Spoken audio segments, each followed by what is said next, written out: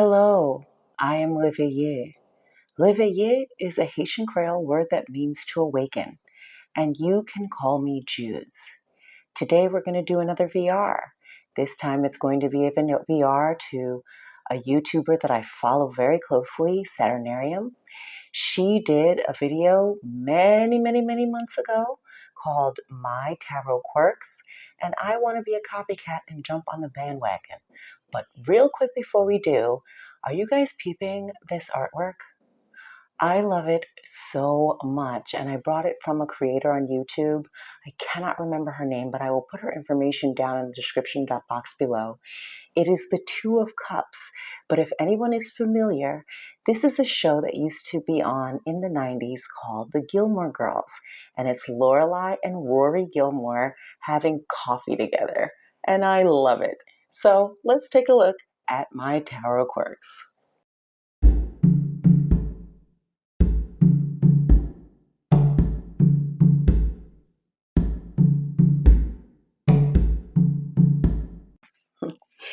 Tarot quirk number 1, tarot cloth. Yes, I do use tarot cloths. Now, I'm pretty rough with my cards. I like to riffle shuffle. I love that feeling, especially when you do the bridge and the cards fall down.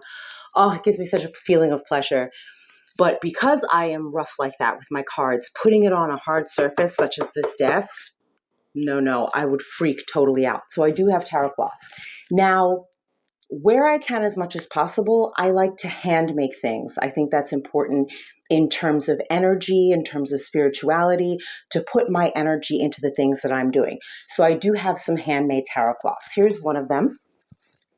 So I like to make them reversible. So here is a fabric. I found this at Joann's for super cheap, and I had a coupon, and I love this fabric. It appears more than once. Hopefully you will see that going forward, but yes, it does appear more than once. And then the back is like this fake velvet material that I also got in a huge bolt. It was on clearance. And this tends to be the surface that I read on because it's solid, it's a navy blue, I can see the cards easily, but I like to allow myself, a little bit of fun here and there. That's one cloth. Here's another cloth, same. I told you I got a bolt of the fabric, same navy blue, and then we've got a colorful green, kind of reminds me of spring a little bit, fabric on the other side. And so, yes, I will use tarot cloths. I don't like to hear that when I'm shuffling the cards on the table. No, I will put a tarot cloth down. Now, I do have some store-bought tarot cloths. I tend to keep those next to my bed, just in case I want to do any card pulling before bed or when I first wake up. I do a lot of my journaling in the morning, not my tarot journaling, but my other journaling. So sometimes cards will come up or I want to look at a card. If I do that, I will take my store-bought tarot cloth and spread it out over my bedspread. Yes, I'm that serious. Tarot quirk number 2, tarot bags. Okay, so I have several different methods for keeping my tarot cards. If it comes in one of those beautiful, heavy, magnetic clothes, I'll tend to keep it in that box. And if it's like a small size, you know what I mean? It's not one of those huge ones like Llewellyn ones that come with the huge book with it. If it's not like that, I will keep it in the box. However, if not, I go one of two routes. I love to use makeup bags. Now, these makeup bags in particular are very inexpensive. These are mandala bags. I am a yogini, so I'm very into mandalas and things like that and yoga sutras and all these types of things. So I found these on Amazon. I think I bought these like maybe 4 for 15 or 5 for 15 or something like that. And as you can see, I'm not sure if you can see, but I will use my old school label maker and make a label and stick it right on there if I have no idea what's in the bag. Or with these mandala bags, because I have more than ones, I label them because otherwise I wouldn't know which deck is where. This is the Gentle Tarot linen edition. So happy they made a linen edition. The reason why I do love these makeup bags, number 1, is because they come with a zipper. Number 2, they actually have a little bit of padding in them, which I love. But here goes another mini quirk within the quirk. I will still keep it in the tuck box. I don't know why. I just don't like the idea of the cards just kind of floating fancy free inside this bag. So I keep the tuck box in there to keep the cards contained because I'm not going to do something like put a rubber band on it, right? Like I don't want to damage my cards. But at the same time, it's kind of an awesome system because these are the 78 cards.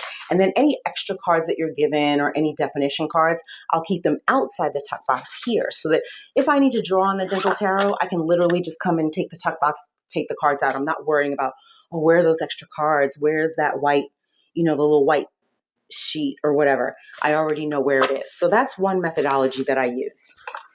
The other methodology I use, of course, going off of my last tarot quirk, are handmade bags. Now, I am far from perfect in making handmade bags, but here's one of them. This actually houses the Mermaid Tarot. See how I know? I be knowing. I know what's in what. And I live for the Mermaid Tarot. It's one of my favorite decks. So I have it in here. Now, what I will tend to I don't do any closures. I just do a long ribbon and tuck it. And I put felt in between the layers of the fabric so that there's a little bit of protection there. Here's another one. This bag is for the Voodoo Tarot, VUDU Tarot, which is extremely sacred to me. So I made this tarot bag in order to hold the deck. And of course, it's in its MPC tuck box. And I put it right in there. And it fits really snugly within. And I take the ribbon a couple times, wrap it all up, put it on the shelf where it belongs. So that is one tarot quirk when it comes to how I store my tarot. Tarot quirk number 3, shuffling. I have several things when it comes to shuffling. First of all, I don't allow other people to shuffle my decks. I'm very precious about my decks. And I personify them as well, some of them. So yeah, I'm very iffy about other people handling my decks. Now, like I said, am a riffle shuffler. The way that I will do a reading, mostly for myself, I only read for myself or close friends and family. So the way I will do it for myself is I will riffle shuffle at least 3 times, if not more, and then I will go to overhand shuffling. And when I overhand shuffle, I close my eyes. Now, I'm one of those tarot readers that only likes to read jump cards. So it either has to fly out of the deck or it needs to flip itself over inside the deck. But what I find is super interesting is if I'm in, a sequence of overhand shuffling, if I'm in the zone in a meditative place, I can feel the card. I literally can feel the card, which is why I keep my eyes closed, because I don't want to inadvertently try to affect how everything is moving, but it literally, my mind opens up and I can feel which card wants to come out and feel it fly out on the table. So it's funny because I'll shuffle and open my eyes and the card will be there. And it's like, how'd you do that? Well, because I can actually feel the card. If I'm overhand shuffling in the right state of mind, I can feel which card wants to come out. Expanding upon that as somebody who reads jump cards. So what do I do when multiple jump cards come out? Well, it depends where I am in the reading. If it is when I first start the reading and a bunch of jump cards come out, what I will do is leave them face down, put them right into the deck again, reformulate the question, and reshuffle. If a bunch of cards come out again, then I will probably take that deck, put it back, and choose another deck. And I've also been in situations where I've started to shuffle and been like, oh, no, this isn't the right deck. I will apologize to the deck, knock on it 3 times, and put it right back on the shelf. Okay. Now, if I'm into the reading, if I'm into the spread, and if it's a spread reading and multiple cards come out, it kind of depends on how I'm feeling about the reading, what I'm going to do with those cards. Most of the time, however, if multiple cards come out, I will read it in that single spread position as a little miniature reading up in and of itself. Why do I do that? Because I've been doing this divination journey for about 5 years now, and I've only become a formal tarot student within the last 6 months or so. So before I became a formal tarot student, I never had questions for the cards, and I really still don't. I just do spreads a little bit more now because that is something that a formal tarot student does. You experiment with different spreads to see, how the cards interact with you on those spreads. And I think it is a wonderful exercise to understand how specific the cards can be with you and how specific the cards are when they're answering a question. However, before this, all I ever did was, hey, do you have a message for me today? And literally, me and my decks are kind of intertwined, where I'll be sitting somewhere chilling and a deck will fly into my head, and I'll be like, oh, I got to go pick up that deck. The deck has a message for me. Shuffle the deck, see what the message is. So, in recognizing that that's the way that I normally used to interact with my decks, I allow for multiple cards to fly out, because I kind of feel like my decks have developed this comfort factor with me where we have a conversation back and forth. And so I don't want to, mess that up. So that's how I will do that. Right, so let's talk about reversals. Reversals for me are real quick. I know there are several different ways of reversals. Most of the time I read reversals as a shadow meaning of the card. But here's the thing. I keep my decks upright. So I keep all of the cards facing in one direction. I shuffle the cards in one direction. That way, if a reversal comes out when I've done all of that, that really means to me that the universe is like, hey, look here. Look here, boo-boo. I need to talk to you about something. And I know unequivocally, without question, that this is meant to come out reversed, and I need to pay particular attention to this position in the cards coming out. So that's why I tend to keep my decks upright. Now, I guess kind of leading off of that, so everyone has different ideas of what tarot is, who you're talking to tarot. It's definitely a type of energy reading, but what energy exactly are you reading? What is intuition? And I've watched a lot of these discussions go around YouTube.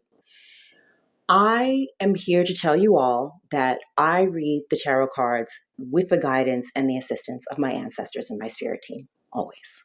Always. I always invoke my ancestors when I have the cards. I don't even formally invoke them, but I know they're there. I'm talking to them as I go through the cards. I feel like they are near me and they're next to me when I'm reading cards, when I'm doing any type of spiritual path work. I believe heavily in invoking my ancestors. I like to have either a lit scented candle or incense sticks lit during a reading. That's just my thing. Now, leading off from that idea, incense is super important to me. So I cleanse with smoke. I believe very heavily in smudging. I like the idea of having the smoke. I like the ceremonial aspect to it. I feel that it's a really effective way to clear air, to clear energy. I also sometimes use sound, but smoke is my main thing. So if I get a new deck, I will smudge it. That is my primary way of clearing it. Although after every single reading, like I demonstrated before, I will knock on the deck 3 times to do a preliminary clearing of the energy. I will always come in afterwards with smoke. I actually smoke my space at least once a week completely. So that will include my entire space wherever I dwell. Usually it will include the entire house as well. Doorways, entryways, and space. If anybody else has come into the house, I want to be able to clear that energy. I will clear my crystals and I will clear my decks. I do that once a week. So smoke is super important to me in my personal practice, and I will use smoke in clearing my decks. Now, my primary way of smoking, if I get a deck brand new in, I will smoke with a smudging stick. Usually I will use either juniper or dragon's blood because I know they're powerful clearers of negative energy. But the other thing that I use very heavily and the thing that I do weekly is to burn incense resin. So I use charcoal, incense resin, and an incenser. And I tend to use a lot of frankincense. I will use the Three Kings blend because Three Kings blend actually has frankincense and lavender. I forget what the third thing is. The other thing that I tend to use a lot is copal. So copal is a resin that is actually good for benevolence spirits. So because I want to make my atmosphere very comfortable for my ancestors and my spirit team, I do use a lot of copal and I will burn it because I feel like it clears the negative energy out, but it leaves my spirits in, if you know what I mean. Now, the last thing, if I'm going through a series of readings or if I pick a deck off of my shelf and it just feels weird, I will reset the deck. How do I reset the deck? I put it back into order. So I do believe that putting the deck back into order and then knocking on the deck 3 times is a good way of clearing the energy. If I still feel funky about the deck, I will smoke it. So yeah, I don't even know how many that was, but yes, those are my tarot quirks. Thank you so much for watching, and I hope you have a good one. Bye-bye.